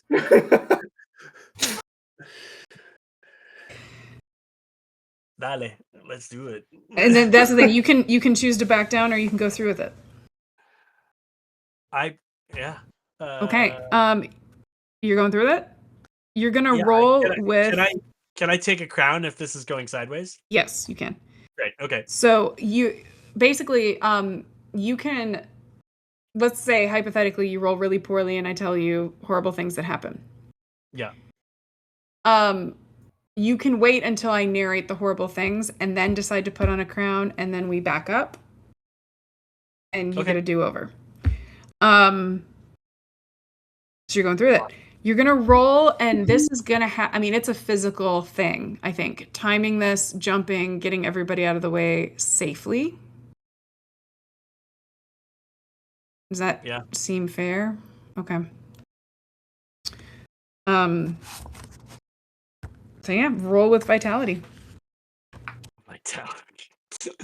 Yes. Vitality. Okay. So that is a 4 and a 5 plus 0. So that's a 9. So a 9 means you're going to do what you intend, and there is going to be a complication or a cost. But I want to do it I want a full success here. And I would like to. I'm going to take. I mean, you can hear what I say before you decide if you want. Wait, no. Okay, grip it and rip it. Yeah. Okay. Let me ask it this way: what does it look like when you leap and get this guy to the ground? It doesn't look like anything because the lights are off. But Amazing. You do hear like a chair fall over, clatter to the ground. You hear a enormous sort of grunt and shriek of effort as Mercedes launches herself out of her chair next to onto because I'm sitting next to Charles. Mm-hmm. Onto the onto him, a grunt as we collide, a clatter of beads as we both hit the ground, and then the rolling of beads as one of my necklaces have broken, and you can hear them rolling on the linoleum floor of what I have to assume is the linoleum floor of this lovely event hall, um, and probably some some heavy breathing and this can't feel good, but yeah. Yeah. I Yeah, and then a mess of silks absolutely. around as the lights come on. You fall. I feel like this is a big enough thing that, and maybe it's rude, I kind of want to give you 2 conditions. Yeah. Like, it's not going to mean a lot other than it's harder to clear, because what happens is you hit the ground. You are both going to bruise your ribs and hit your head and get a concussion. So you're going to take both, like, which means you're going to have some disadvantages for a while, Okay. based on those, but you're going to take 2 conditions. That's not fair, but I'm doing it. Fine. Okay. So bruised ribs and concussion. But you did it. The lights come back on. Everyone is like upset, off put. What just happened? They heard a gunshot ring out, people on the ground. If I was keeping an eye on the snack table where the gun was, is the gun still there? And if not, who was nearest the snack table? I feel like the gun's going to be gone. Okay. But I think it's a heck of a lot more fun for you to tell me. I'm going to kind of push us into theorize time. Okay. Because this is also where, as you're theorizing, you can kind of add details to the clues as needed to make this work. Very much like you get to Poirot explaining something and somehow he knew something particular about the clue that you didn't know and couldn't have known, and then you want to scream at the TV. Yeah. Yeah. Great. Wonderful.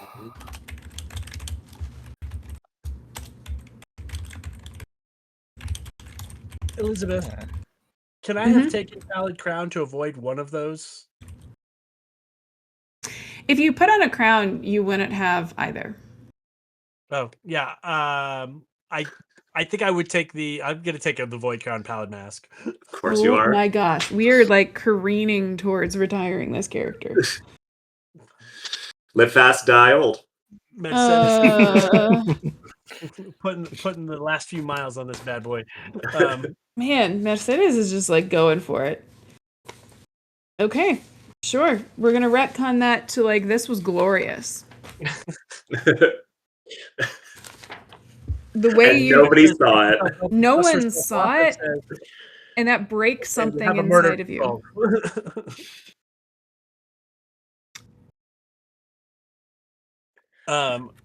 Back to you, Chris. I kind of wish you had taken the Clarice Starling move now.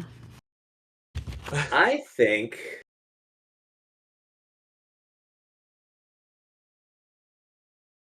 let's see. Okay, so there's evidence the mayor has been taking bribes. Oh, the deck of marked cards. Oh yeah, there's a deck of marked cards with all the jacks missing. So someone's trying to fix these games. Someone is trying to drain the Brindlewood Fen. The mayor has connections to the Boston mob. Compromising photo of the mayor with a newt. Charles is being paid more than he possibly could win at the tournament. There's a gun in an unusual place. A briefcase full of cash is hidden in the community center kitchen. And underneath the head table is a bullet with the mayor's name on it. Okay. I think our man Dan Gardner is holding the gun. And I think that is because he's a developer, right? He also has connections to the mob. And he Oh, in fact, Dan Gardner is the mayor's connection to the mob, and is also the one who is bribing the mayor. That the mob is also the ones that run that sportsbook betting website that is underwriting the town budget. And I know that's not a clue, but why not?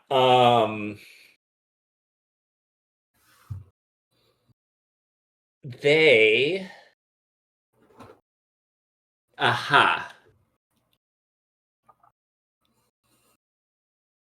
they need Mariah Prescott to win. So I'll real quickly, sorry, it's not easy to see. I have a section down here called clues accounted for if you want to move, if that's helpful. Oh, sure. To physically move them. I'm just going to move some of the green ones out of the way so that it's a little easier to see. Yeah. There you go. Sorry about that. Yeah.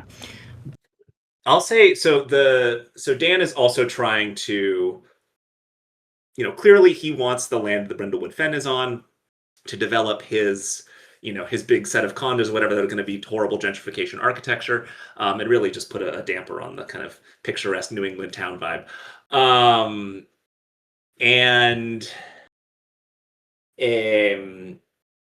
The mayor was out at Brindlewood Fen holding up a newt because shift the blame. Like, look how much I love these newts. Yes. I would never want to get rid of these newts. Look how wonderful. I love these newts.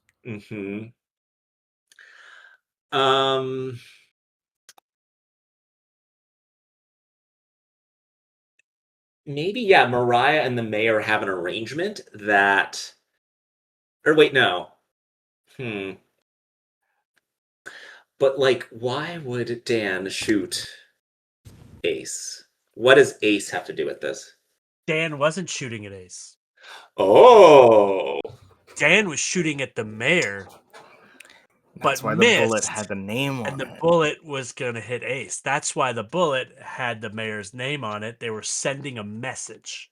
But that bullet was underneath the mayor's table. Why would it be down there? Was it just an extra that got lost? Did he have multiple bullets made with the mayor's name on it? You gotta hide the gun and the bullet in different places so that you don't find both of them. Mike dropped it because Mike planted the gun, and the reason they killed him was to clean up loose ends. Yep. Totally. Yeah. Okay, so that takes care of our briefcase full of cash. And they're just going to collect the money. He was never going to get the money, right? They showed him the cash, they were going to kill him, and then he gets to take the money home at the end of the night. It was Dan's briefcase. And is there a reason that Charles is being paid more than he could possibly win at the tournament? I think it has to do with that weird organization. Maybe it's a... Oh, no, maybe it's a front for Dan's developers or the mob or something, and they brought him in so that he would win, give the money to that organization, and then they would just pocket it. So it's thus ironic that Dan kills Ace, who was their plant, to get the money, and instead was trying to kill the mayor, rather, and then killed Ace accidentally. Yes, because Yeah. But why would they have paid him more to come than they were going to win? Good point. Because they could have, with their winnings, and that could have put them over the line on the purchase of the Fen, which they would have then handed over to... It's not necessarily my job, but I have seen the person who wrote this do this when he runs the game. Can I suggest something? Sure. What if Dan and the mayor are in it together? Someone else hired Charles. It's really just that the mayor was the loose end that needed to be taken out. The second bullet was meant for him, but it did roll away when they hit the gun where they hit the gun. So Dan was always going to murder both Ace and the mayor? So we know, evidence had come out that the mayor was taking bribes, that he had connections, they had been using the mayor to try to drain this swamp, and the mayor was trying to pretend like, well, of course I want to protect the poor little newts, Yeah. right? But it was kind of obvious. Yeah. So they were gonna kill him, and then they were gonna have Ace come in. And the cash would have been some of the bribes with the mayor. Mm-hmm. So somebody else is at play when it comes to both the deck of marked cards and Charles. That's my suggestion. It would be the opposing side. There's a little bit of an alliance here of people trying to protect the historical part of Brindlewood, maybe. And maybe they're the ones that brought Charles in, and they were manipulating the cards to try to help her get to try to help Mariah get to the finalist table, and then they had a 50-50 shot of winning it there and at least keeping that pot of money from the mayor. So it wasn't really about winning the money so much as it was like making sure the money doesn't go to the other side. So the Society of Kindly Ones was trying to preserve the Fen. Mm-hmm. And that's why they had put Charles in there to try and sort of... Yeah. Maybe it's not a real society, it's like an alliance, so they can all be like, we don't know what it is. Because it isn't anything. It's this like alliance of people trying to protect the historicity of the town. Mm-hmm. It's a super PAC. Oh, God. Did that account for everything? I think it did. I think so. Okay, roll the meddling move for me, and you get to add +3 because you have 9 clues accounted for, and the complexity is 6. Dakota, I think you should roll it. Okay. I've been rolling like shit, and... I was going to say, we actually have a phrase at OTG called rolling like Chris. So... It's good when he's the DM. Yeah, we my love friends. it. Oh, what have you done? I have rolled a 2 and a 1 on my dice. Which brings us to a total of 6 with our +3, which I think is a failure. Yeah, and I don't think you can... Oh, we can't crown this one? Crown it? Because I'll put on the chariot. I'll do it. Oh my god. It can be increased by putting on a crown, but only if every maven does so. Yeah, I do it. I got it. I'll put on another crown of the void. Yeah, I'll put on the chariot. I got my other crown. Okay, Gustavo, I will tell you, if you put on another crown and anything happens that forces you to put on a void crown, you're retired. I'm taking a crown. Can I do a crown of the queen for this? Yes. I'll take a crown of the queen. That's what I'm going to do. I'm taking the chariot. Wait, I didn't even... When did you take the first... Oh, God. I took the shadow in the garden earlier. That's right, because you were going to take... We all went nuts the first round. Who knew it was going to be charity poker night that did this group in? Okay, so this is going to get you to a 7-9, which means there is a complication. Oops, hold on. It is going to be the correct solution, but there's either going to be a complication of the solution, or there's going to be a complicated or dangerous opportunity to take down the culprit and save the day. Oh, God.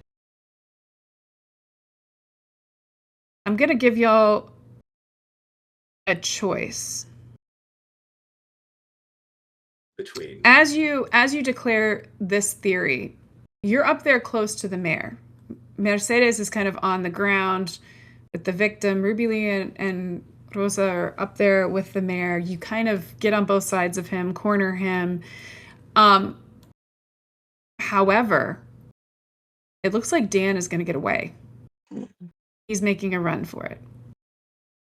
So your choice is, are you going to try to do something dangerous to stop him? Or are you letting him run into the night?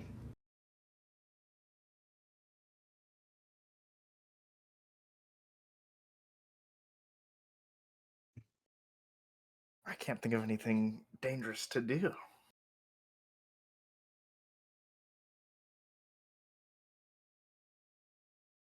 Basically, y'all are up here kind of cornering him. He's making a run for it. Okay. Mercedes is on the floor, so it would be up to you two. Oh God. And law enforcement is kind of out to lunch. I think at this point the ADA is probably back there too. So it's like a straight shot out the door. And so he's going to have to run right past me, yes? Mm-hmm.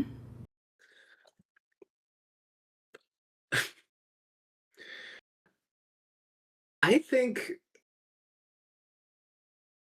He also has a gun. that's right.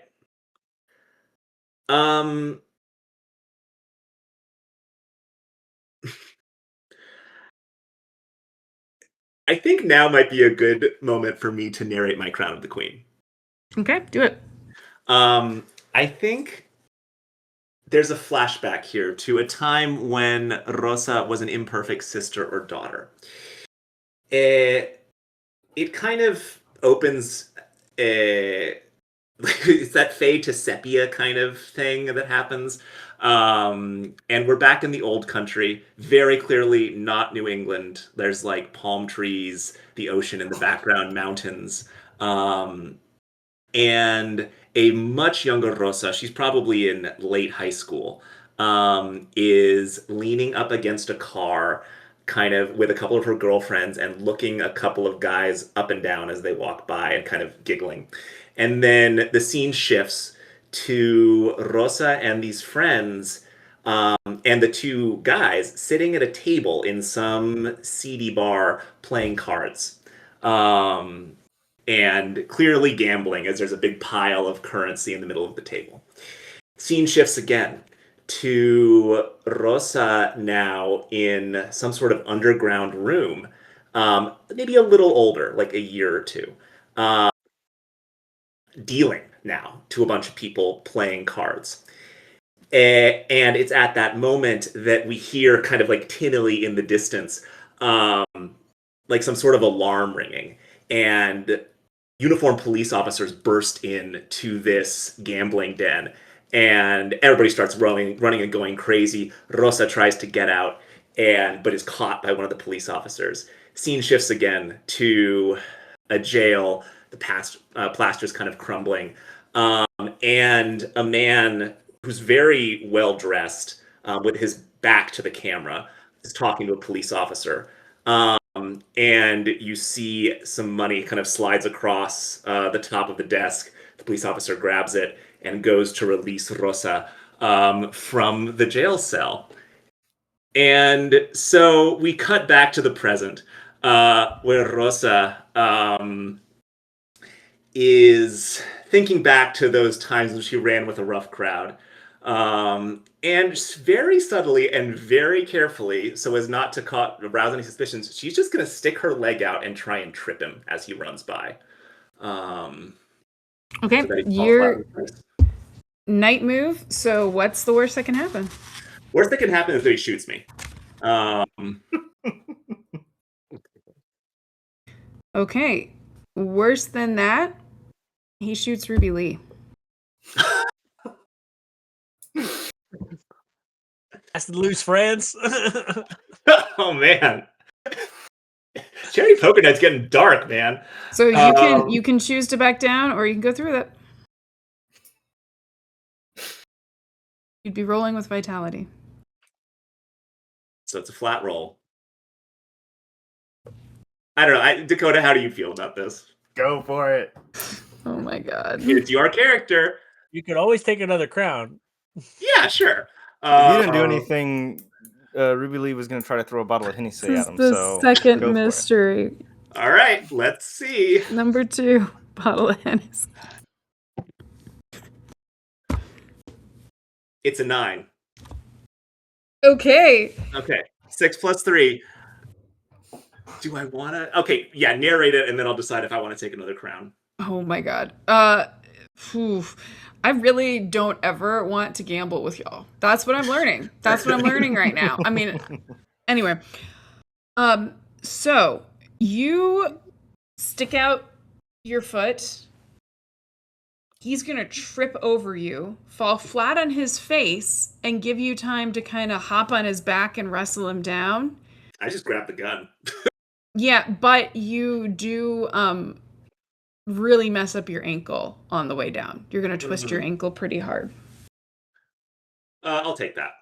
Cool. So you have the condition sprained ankle. Okay.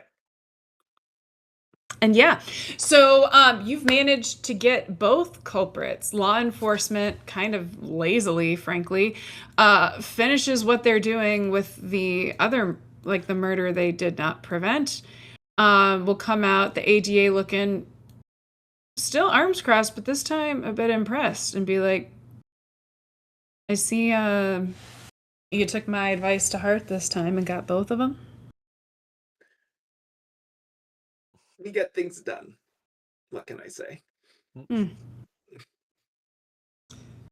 She's limping, like very, very noticeably. Keep this up. She puts the gun very carefully on the table there. Sorry.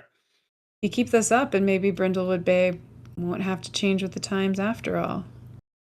The deputy and sheriff will come out, will arrest the two, and this is so chaotic that no one is ever going to remember the way that Ruby Lee embarrassed herself at last year's charity poker tournament.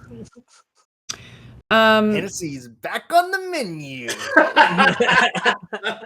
Which means you did definitely prevent one murder. Yeah. Not so much the other one. The mayor's gone. Who cares? The tarot only tells so much. Tony Martinez, at some point in all of this, just kind of outright fainted. Had not been eating enough, couldn't keep food down, was so nervous going into this. And there is some obscure rule that Dory trots out deep in the rules and regulations of this event, that if any finalists leave their chair, they forfeit their place to the pot, which means that Mariah Prescott takes it all for the Historical Society. Are there any crowns that need to be narrated that have not been narrated? I have 2 crowns of the Queen to narrate. A flashback of my fondest memory with one of my children. And a flashback of how I was an imperfect mother. The first flashback will be a much younger Mercedes, in bed, clearly recently out of the clearly recently having given birth with a little baby in her arms. She's cradling it, cooing at it, very much in love. We'll jump forward a few months, and the baby is like bigger and squalling. And then we'll jump forward a little bit more, and the baby's crawling, and Mercedes is on the floor with the baby, clapping and smiling and encouraging. And then another one of Mercedes is in a kitchen somewhere. Her clothes have sort of, as these flashbacks have moved forward, have become a little bit nicer. And the baby's now walking, and it crawls up next to her and pulls on like one of her early, less ornate capes and tugs on it. And Mercedes turns around, picks her up, and lifts her up in the air over her head. So that is fondest memories of my child. The imperfect mother. Mercedes is wearing almost the same outfit that we saw in the previous flashback at the end of it. Very similar. She is at the door of someone who looks very similar, like a family member of Mercedes, maybe a sister. There, and the baby is playing inside the house. Mercedes is tearing up as she puts on dark sunglasses and throws a scarf around her neck and says, "I have to go. If I don't take this break now, I'll never get another chance in my life. she walks down the steps into a sports car driven by a very cool looking dude in a very nice suit, and they drive away. Can it please be the same dude that got Rosa out of jail? Because that would be really funny. I don't know that they're from the same place. I'm just messing with it. Big operator, you know what I mean? True. Ooh, dark. It's more Charlie's telenovela Angels? if it's the same dude. Carlos is Angels. I hate to pile on, but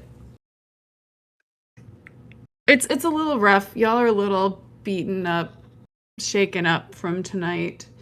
Maybe. Ooh. Trying to figure out if you could drive yourself home or if someone else would have to take your car with a sprained ankle. Should I roll for which ankle it was? Sure. Left All right. is odds. Left is Ruby odd. can't drive.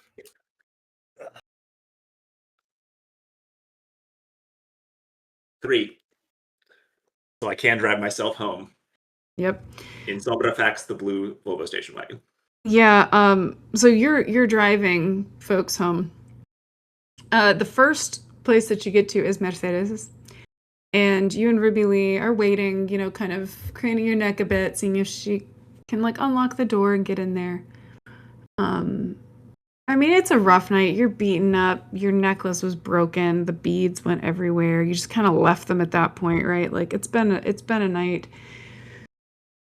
You can see the door open, the light turn on, and then you hear Mercedes scream because all of the beads from all of the necklaces, they're all gone from your cozy little place.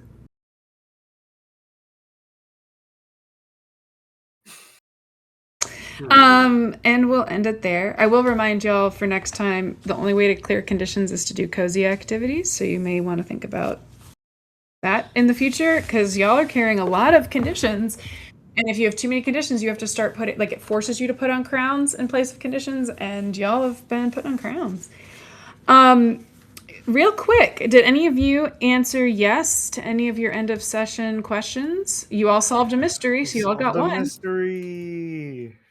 And let's start with Ruby Lee, because Ruby Lee also got one because the amphibians didn't win. Indeed, I did. The amphibians did not win. Let's see. I did not share a memory of a late family member, and she tried to share her wisdom with a young person. That young person was not having it. You shared it. It doesn't mean that. Right? You can only control the sharing. You can't control the reception, and you did. You did calm her down a little bit. So I think you should get that one. That means you can give yourself 3 XP and then go ahead and uncheck any of the boxes. Ooh, you get an advancement, so you can pick one of the things you would like, increasing an ability modifier, choosing a new move, unmarking all the items in your cozy little place. Mercedes, you're up next. We solved the mystery. Did I secretly undermine the authority of an official? I told the medical examiner that he was stupid and lazy. Yeah, I think that worked. A lot of people. And then did I show someone that I've still got it? I think that hurling myself out of the chair to tackle this dude does this. Absolutely. But I'm open to discussion about it. So I agree. I would mark that, so that gets me over the advancement line. Yeah, and do I have to choose now? Before the next time you play. Rosa, how about you? Well, we solved a mystery, and I think there's something with the abuela mindset here, because I also picked, did you secretly undermine the authority of a local official, and did you show someone that you've still got it? I like to think staring down the mayor and not getting us kicked out would count. And also, drawing on my, shady past to bring the murderer to a faceplant would count as still got it. Absolutely. Take your XP. I'm going to let Mercedes' discovery of something missing from their cozy little place be our little cliffhanger end of session. quick debrief. At Chris's suggestion, we're going to do stars, wishes, and sparkles. So stars are something that you liked that happened, wishes are something that you hope happens in the future, and sparkles are something you like that you did, right? Yes. Why don't you go first to demonstrate? Cool. Stars to real quick, chat, you're welcome to join in if y'all would like to offer some stars, wishes, or even sparkles, because y'all have been clever. Don't think I don't know that. Sorry, continue. You're good. I will say stars to Dakota for Ruby Lee.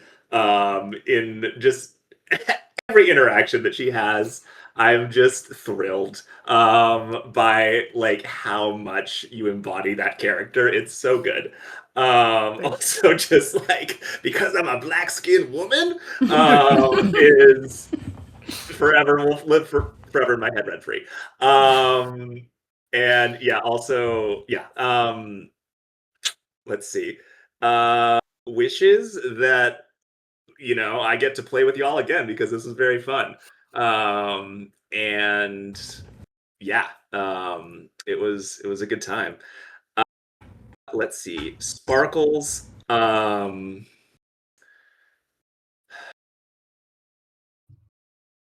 don't know, like I will say like it was Gustavo who suggested it, I think, or I don't know, the idea to use the Amanda Dellencourt thing, but I don't know, that was fun. I enjoyed doing that. So and kind of coming up with something that was far too conveniently similar to what was happening in this mystery. So that's how the move works. Amazing. Yeah. Let's go. I think we need to give Mercedes time to recover. So let's go to Ruby Lee. Yeah. I will give my star to Gustavo for the I don't even know how to describe it. The greatness that was I'm going to try to, the moment the lights turn off, push the victim out of the way so it doesn't get shot. I thought that was brilliant. I never would have thought of it, but it made for a perfect dramatic, like, that was great. And just the commitment of like, I have to let this play itself out. Yes. Such an interesting choice. That was a lot of fun. Let's see. Wishes. I had so much fun. I just hope to get to play more with everyone.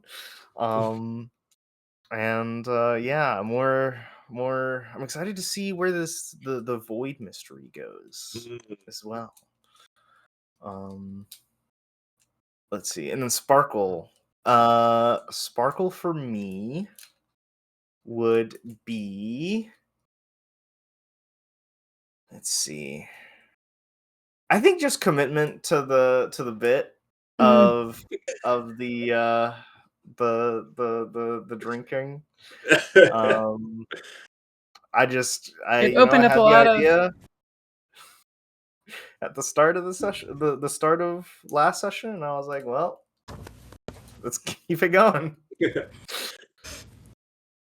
It definitely opened up a lot of fun space for everybody to play. I love that. Gustavo, stars, wishes, sparkles. Then I'm gonna read chats. Stars, wishes, and sparkles.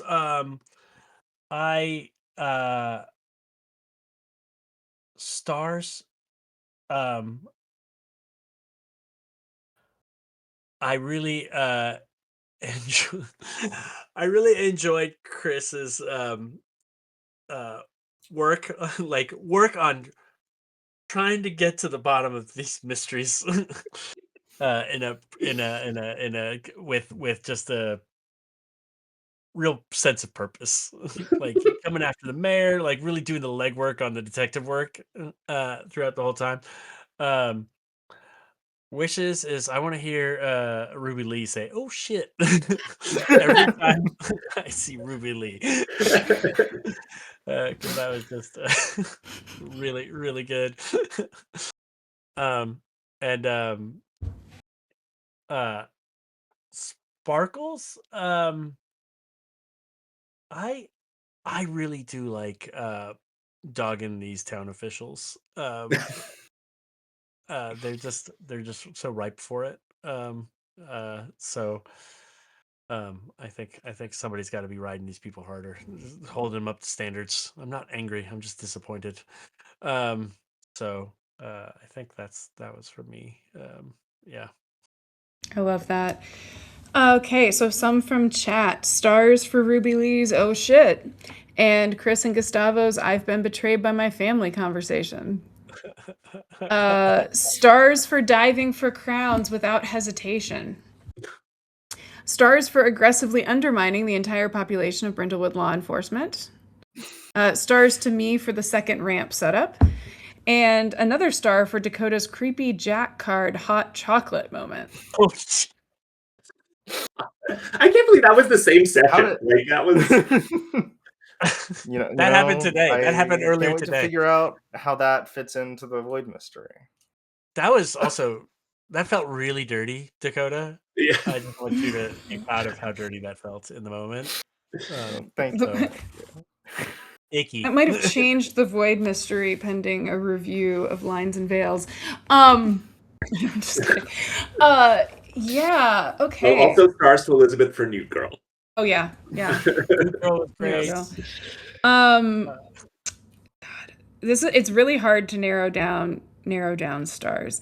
Okay, stars to Chris for narrate one little scene, and no, I'm gonna give you cut to, and this like deep, rich story that I really want to see where it's going. And same for Gustavo with like the devastating, wonderful moment with my child and when I messed up, like connection. That was absolutely epic. Oh God, where do I even start with Dakota? Because I feel like everybody's like named a lot of these great moments. The commitment to the bit, I'm always 110% here for. Like also just the image of you going up to the town founders while drinking and trying to bond with them and figure out what was happening, like that was a choice that led to a cascade of choices. Is beautiful. Wishes. Can't wait to see the consequences of all of these crowns y'all are putting on. I'm also really excited starting to see pieces of Void mystery come together above table, since I've noticed there's a lot of, DMs hanging out in our chat. There's different ways you can go with this. You can predetermine a lot. You can, have a little you bring, or you can leave it wide open and let the story tell you where you want to go. And I very much embrace that energy. Dakota gleefully rubbing his hands together as Ruby Lee's turn approaches. Yes, that is another great moment. Sparkles are hard because I'm just over here fighting for my life against y'all sometimes. No, I did actually listen back to the first session, and I sounded so much calm and more together than I expected and than I ever felt at any point during that session. I think I'm going to go with running with making this work when the system was not designed to do it as my number one sparkle. But also, I am really excited at a lot of plot hooks I've been able to seed already for future things. I'm excited for in-person Brindlewood Bay next week. That is the ultimate excitement. So next week, y'all, we will be streaming to you live, like usual, with the big exception of we're all going to be in a room together streaming out to you. So we're experimenting with ways to have an in-person, like we're calling it the Charlie Day board, but being able to do what we're doing at Owlbear Rodeo in person, playing with a lot of our fancy equipment that we can thank College of Architecture, Arts and Design, Institute for Creativity, Arts and Technology, Mellon Foundation, all these different institutes that have funded us for letting us have our fancy new toys and getting to play with them. Ultimate star, though, is y'all chat. I love having an engaged, community coming and joining us for these.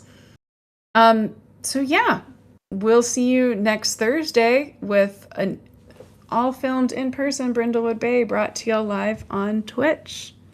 Thanks everybody, and thank you, Atlas. Bye, thank you, Atlas. Bye. Thank you, Atlas.